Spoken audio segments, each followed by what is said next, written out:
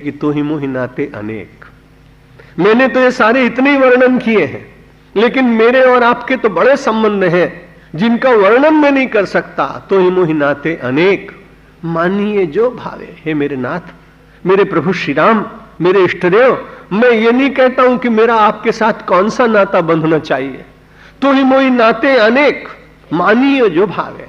आपको जो अच्छा लगता हो उस नाते से मुझे मान लीजिए, पर एक ही बात है, ज्योतियों तुलसी कृपालो चरण शरण पावे। किसी भी संबंध से मुझे आपके चरणों में स्थान मिल जाए, मैं आपके शरणापन्न हो जाऊं, मुझे ऐसा लगे कि मेरे साथ कोई एक बहुत बड़ा निरंतर रहता है, मैं अपने जीवन की क्षुद्रता में भी आपकी महत्ता का विस्मरण न करूं, बस ऐसा संबंध कोई बांध दीजिए। सद्विद्वान उपसर्प्यताम। भगवान आदि शंकराचार्य ने कहा, ऐसे सत्य के साथ जुड़ा हुआ, परमात्मा के साथ जुड़ा हुआ कोई भी गृहस्थ हो, विरक्त हो, किसी भी जाति का व्यक्ति हो, ऐसा कुछ नहीं कहा। ऐसा व्यक्ति जो सत्य के साथ, परम सत्य ईश्वर के साथ अपने को बार बार जोड़ कर रखने का प्रयत्न करता हो, उस व्यक्ति के साथ मानव अपना जीवन व्यतीत करने का यत्न करे, संबंध स्थापित करे। तदु पादुका सेव्यताम। और ये कहा उसकी चरण सेवा करे। हम सब लोगों के यहां चरण का बड़ा महात्म्य है, और चरण का महात्म्य न होता, पादुका का महात्म्य न होता, तो गोस्वामी तुलसीदास जी महाराज क्यों कहते कि गुरु पद रज मृदु मंजुल अंजन नयन न अमीय दृगदोष विभंजन।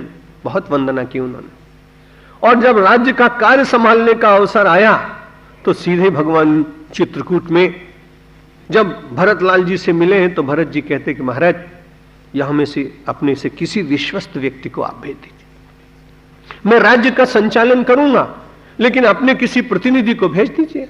क्योंकि जंगल में रहते हुए अब तो बहुत लोग आपके परिचित हो गए, केवट, निषाद, जंगल के बहुत सारे वनवासी लोग, इनमें से कोई विश्वस्त आदमी भेजिए, वो संचालन करेगा और मैं उसका, आपका प्रतिनिधि बनकर, उसकी आज्ञा मानकर राज्य का काम करूंगा।